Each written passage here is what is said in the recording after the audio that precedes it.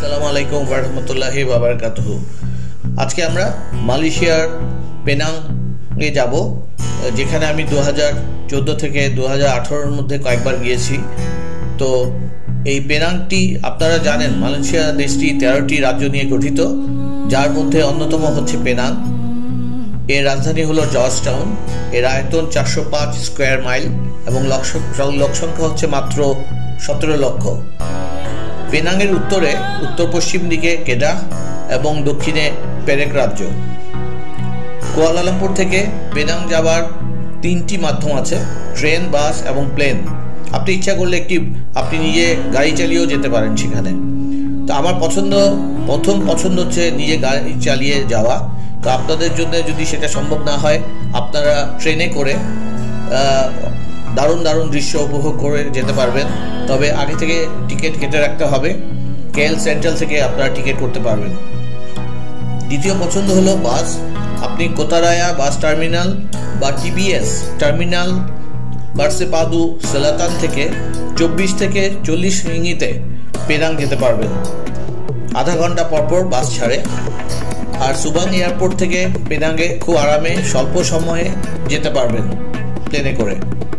তবে আমি যেটা করেছি, সবসময় আমি নিজে গাড়ি চালিয়ে বিভিন্ন জায়গা ঘুরে ঘুরে দেখে পেনাং গিয়েছি এবং পেনাং থেকে আবার ওখানে গাড়ি রেখে ফেরি পার হয়ে আমি লঙ্কাউই গিয়েছি।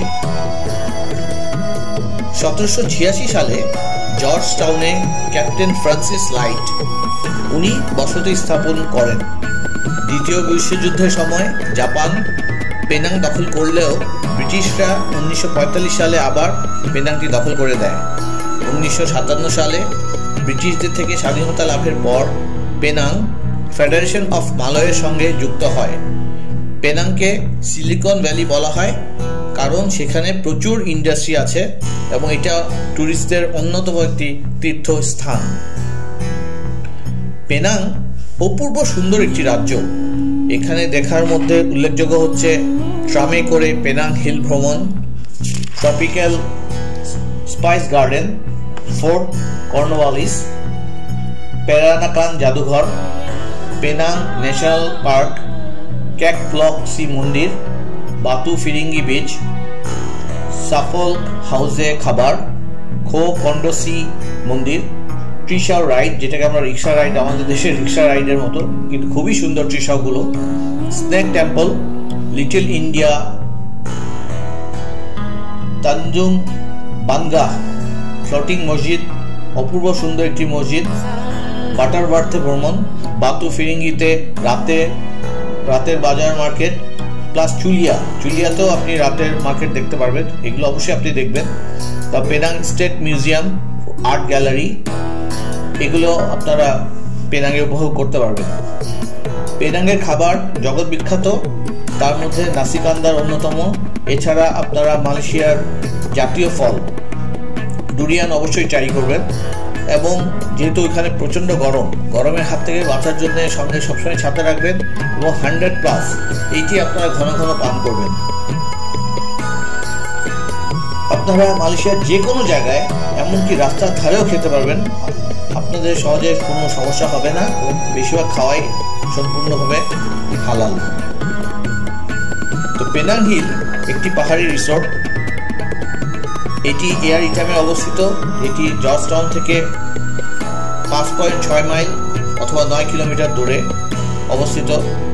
পেনাং হিলের পাহাড়ের অনেকগুলো চূড়োর মধ্যে একটি হচ্ছে ফ্ল্যাগস্টাফ হিল এবং অন্যটি হচ্ছে স্ট্রবেরি হিল। আরও অনেকগুলো হিল আছে। তো পেনাং হিল সমুদ্রপৃষ্ঠ থেকে প্রায় 833 মিটার বা 2733 ফিট উপরে অবস্থিত। পেনাং কলোনির প্রতিষ্ঠাতা ক্যাপ্টেন ফ্রান্সিস লাইট 1789 সালে এখানে ঘোড়ার ট্র্যাক এবং বিভিন্ন ধরনের ব্রিটিশ অফিসারদের, সামরিক অফিসারদের এবং সরকারি অফিসারদের জন্য বসতি গড়ে তোলেন। কারণ ওই সময়ে ম্যালেরিয়ার খুব প্রাদুর্ভাব ছিল এবং ম্যালেরিয়া থেকে বাঁচার জন্যই তারা পাহাড়ের উপরে একটু শীতল জায়গাকে বেছে নেন। পেনাং বোটানিক গার্ডেন থেকে ট্রামে করে পেনাং পাহাড়ে উঠতে হয়। আজকে আমরা সেই পেনাং বোটানিক গার্ডেন থেকেই ট্রামে করে পেনাঙ্গে উঠবো এবং পেনাংয়ের কিছু দৃশ্য উপভোগ করব। মালয়েশিয়ায় যে কোনো স্থানে অতি সহজে আপনি গাড়ি ভাড়া করতে পারবেন এবং নিজে গাড়ি চালাতেও পারবেন। তবে ওদের আইন খুবই কড়া, আপনি আইন অবশ্যই মেনে চলবেন। এবং সেই সঙ্গে আমি আপনাদেরকে অনুরোধ করব, যারা গাড়ি চালাবেন তারা দুটো বিষয়ে খুব সাবধান থাকবেন। তার মধ্যে একটি হচ্ছে, ওখানে যারা মোটরসাইকেল চালায় ওরা খুবই রাফ ড্রাইভ করে, সো ওদের থেকে আপনারা খুব সাবধান থাকবেন। এবং আরেকটি হচ্ছে, মালয়েরা চাইনিজ বলুন বা যেই বলুন, তারা খুব গাড়ি চালাতে চালাতে তারা খুব মোবাইল ইউজ করে। সো আপনারা এই দুটো ব্যাপারে একটু সাবধান থাকবেন, ওভার স্পিড বেশি করবেন না এবং যেখানে যেই স্পিড লিমিট সেটি আপনারা মেনে চলবেন। তো চলুন আজকে আমরা উপভোগ করি পেনাং শহরটি এবং এর পেনাংয়ে যেই হিল আছে, ট্রামে করে পেনাং হিল ভ্রমণ। ধন্যবাদ বন্ধুরা, আবার দেখা হবে ইনশাআল্লাহ। আসসালামু আলাইকুম ওয়া রাহমাতুল্লাহি ওয়া বারাকাতুহু।